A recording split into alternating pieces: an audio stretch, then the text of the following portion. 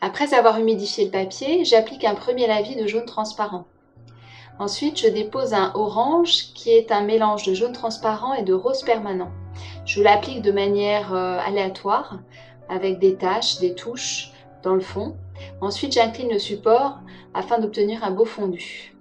Je projette maintenant des gouttes de bleu Winsor avec un pinceau en petit gris. C'est un pinceau assez large et la peinture est liquide.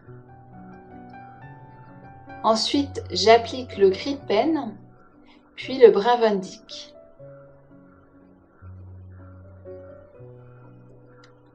Les gouttes sont tellement liquides qu'en inclinant le papier, elles vont se fondre les unes dans les autres. L'eau continue de bien rentrer dans le cœur du papier et au fur et à mesure, les gouttes de couleur vont devenir plus marquées. On voit que les touches que je projette, les gouttes, sont plus visibles que lors du premier passage. Ce sont toujours les mêmes couleurs.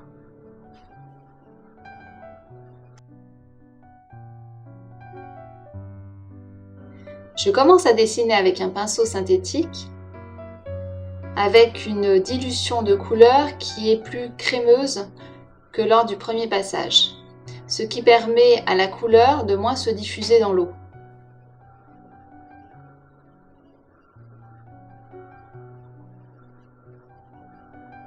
J'apporte une ombre avec un léger gris de pen, sachant que la branche est en brun Van Dyck.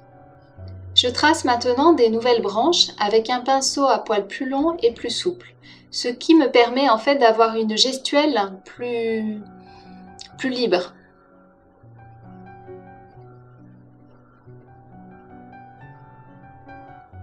Pour donner davantage de texture au fond, je projette des nouvelles gouttes, toujours avec les mêmes couleurs. Donc là, il s'agit du brun Van Dyck. Ces couleurs vont être davantage marquées car le cycle de l'eau progresse. Le papier entre dans une autre phase, il devient mi-mat et les couleurs réagissent différemment sur le papier. Donc là, on voit clairement que ces touches de couleurs sont beaucoup plus définies que les premières qui se sont diffusées largement. Je choisis un pinceau synthétique pour dessiner mon oiseau, ce qui permet dans l'humidité de rester sur une touche qui va se propager très doucement et qui va rester localisée. Je dessine par touches linéaires en respectant le plumage de l'oiseau, ce qui permet de donner de la texture et du volume.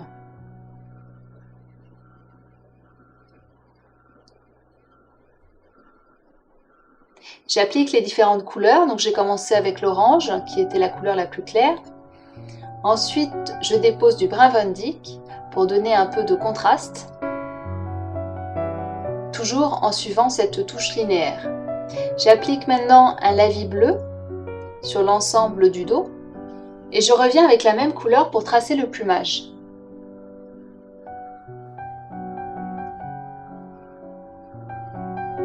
J'y vais de manière progressive.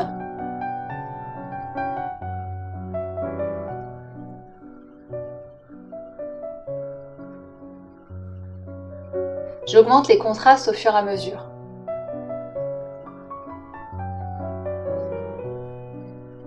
Je change de pinceau pour avoir un tracé plus fin.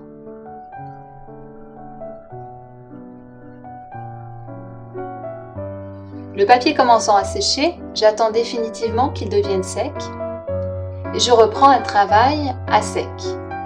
Donc pas tout à fait parce que je vais humidifier la partie que je vais travailler afin de déposer mes couleurs et qu'elles fusent entre elles. Je dépose ma couleur et ensuite je l'étire avec un pinceau. J'utilise un outil métallique pour donner un peu de texture et de graphisme au plumage.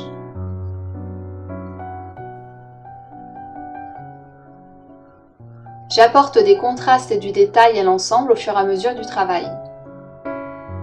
Je suis partie sur des couleurs claires et je fonce au fur et à mesure.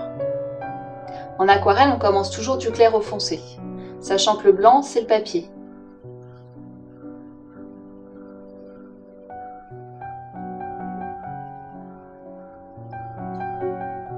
Je change de pinceau en fonction de la touche que je veux donner à la texture du plumage.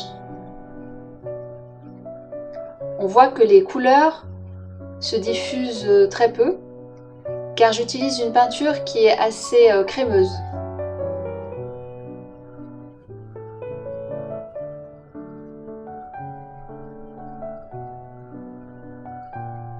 Ce sont toujours les mêmes couleurs que j'utilise. Pour donner des ombres et des contrastes forts, j'utilise le gris pen. Il faut faire attention avec le gris pen parce qu'il a tendance à ternir les couleurs. Donc il faut vraiment l'utiliser avec parcimonie et il ne faut pas trop le laisser envahir les autres couleurs qui doivent rester lumineuses. J'attaque le bec et les détails. Je dépose ma couleur et ensuite je la tire avec le pinceau. Je dépose plusieurs couleurs différentes sur une même zone humide et je laisse interagir les différentes teintes qui se fondent entre elles dans l'eau.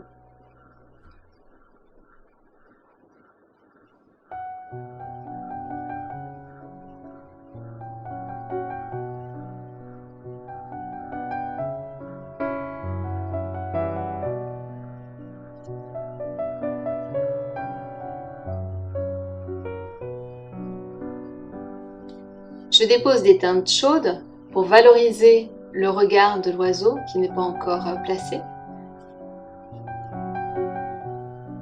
Donc là, je suis vraiment dans le détail. J'utilise pour cela un pinceau très fin.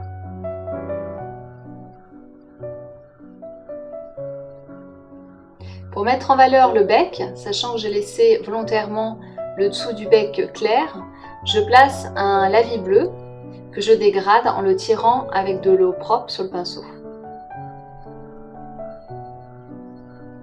C'est ce qu'on appelle la peinture en négatif. Donc j'augmente au fur et à mesure du travail les contrastes sur l'oiseau et je commence à passer son regard.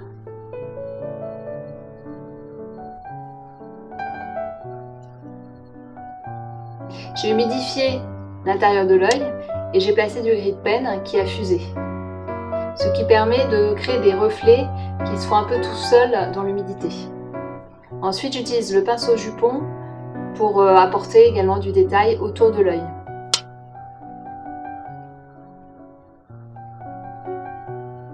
Donc avec ce même pinceau, je vais apporter des détails et du contraste. Donc là, c'est un travail à sec. C'est-à-dire que le papier est sec et que la touche, elle se dépose sur le papier, elle se fixe presque instantanément. Ensuite, j'esquisse les pattes avec la couleur. Donc je dépose un premier lavis clair et ensuite je viens y rajouter un peu de couleur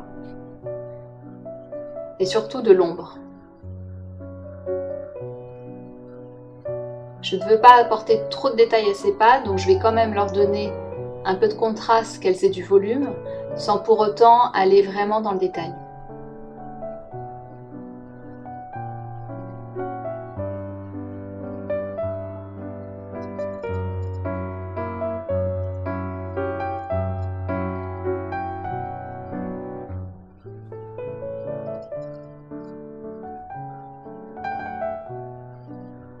Je reviens sur la branche parce que je la trouvais trop claire. Donc je reviens avec mon brin Van Dyck et j'apporte l'ombre en dessous. Je humidifie toujours un petit peu à l'eau, donc j'utilise de l'eau claire. Et ensuite je dépose ma couleur pour qu'elle fuse.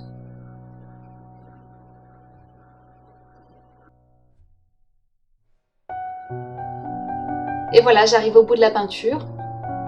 Je choisis de ne pas aller trop dans le détail, c'est suggéré, c'est un petit peu vaporeux, assez doux comme rendu. Voici en photo. Voilà, j'espère que ça vous aura plu. Merci.